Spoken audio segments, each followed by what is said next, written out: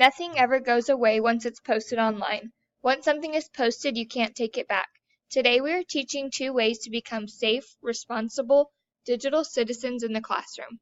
The ISTE standards for educators state that educators inspire students to positively contribute to and responsibly participate in the digital world. Educators should model and promote management of personal data and digital identity to protect the students' data privacy. The first way is keeping your Google Docs protected.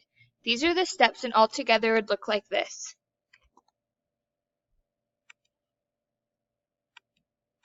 Here you change their settings to only that they can view. The second step is to create a strong and unique password to help protect your student data. So these are some factors that are going to help you do that.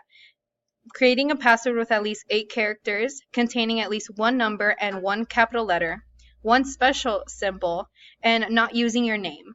And these 2 are ways that you can protect your digital identity and protect your student data privacy.